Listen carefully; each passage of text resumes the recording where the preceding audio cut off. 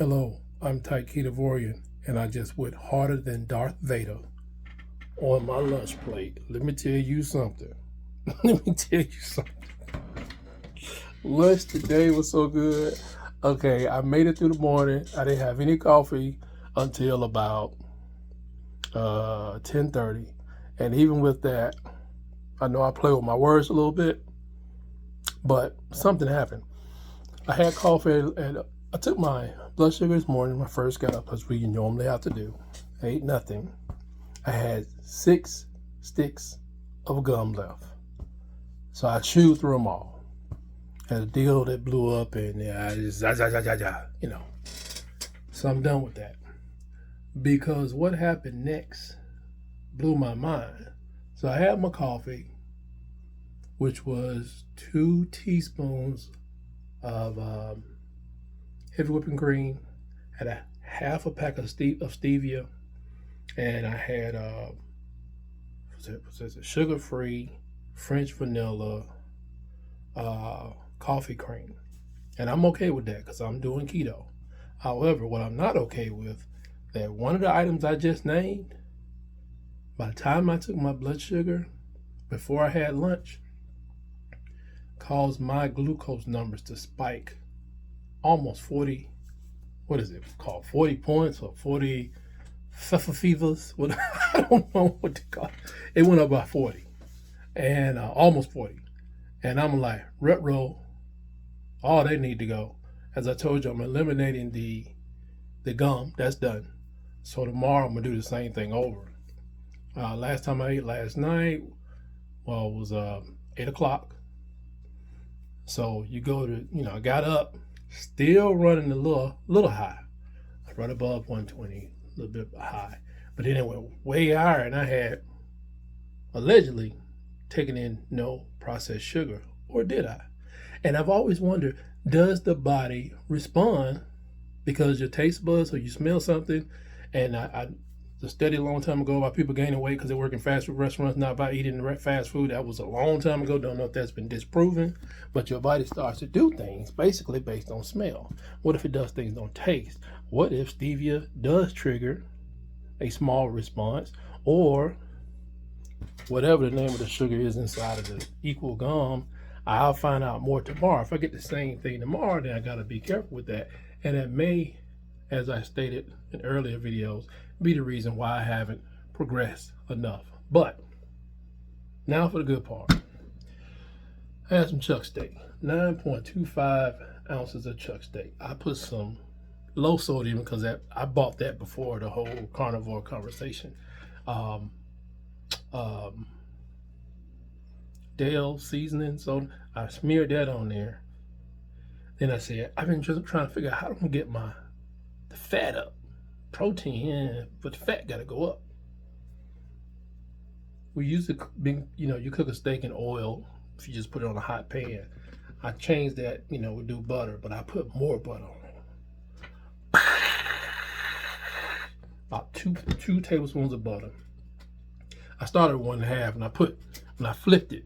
And like I said, I'm not into the bloody steaks. I don't want my steak necessarily coming off the pan coughing because it's so dry. But I'm a medium well type of guy. So I'm not 4 minutes in 4 minutes. Now I'm like 6 minutes to 6 minutes. Hey, knock yourself out. I'm not getting my steaks from locally sourced, grass fed, blah, blah, blah. My stuff comes from Walmart. This place called the Food Depot and Sam's, I don't know what they're doing with their steaks, so I don't know what they were doing with their blood either, so I don't know what's running around in there. So anyway, got that thing off, had me about 2.5 ounces, unfortunately, of an avocado. I wish I had more than that. I can't buy those big ones. I don't want to take away from the family, eat 2 of the small ones. I wish I had one of those big avocados. And I took some of that G-Hughes steak sauce. That's like 1 carb. I don't even know if I used a whole tablespoon, but I did use probably close to it. So that's 1 carb. Avocados, of course, you got dietary fiber. But I took that G Hughes and I put it in here.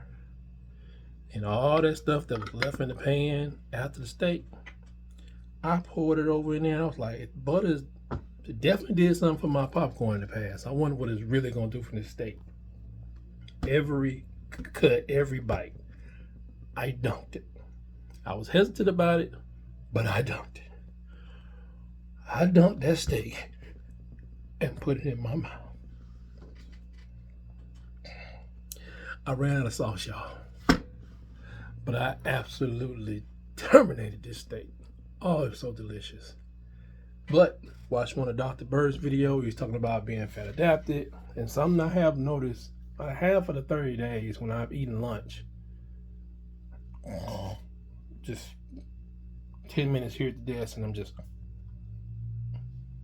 I'm energetic. I got plenty of energy right now. I hope it continues. And I really didn't get good rest last night. So there's something to it. So hopefully I hope my fat adaptation begins to speed up. I was tired this morning because I didn't sleep well, and I also we did a little dance aerobics today. My wife and I didn't have the energy for it because used to having the coffee. But right now I feel fine.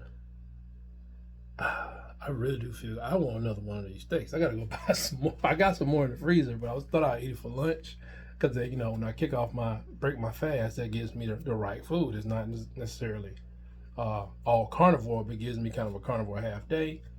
And if I hold back, we have salmon today, so if I hold back on the veggies, and I do mean like green leafy, I think we have kale or cabbage today. I'm not sure which one. Kale or cabbage. Hold back on that a little bit. Kind of having a carnivore-ish, definitely a ketovorian day. And that's all I got. Tight ketovorian, wishing you the best in lowering your carbs just every 24 hours. God bless you.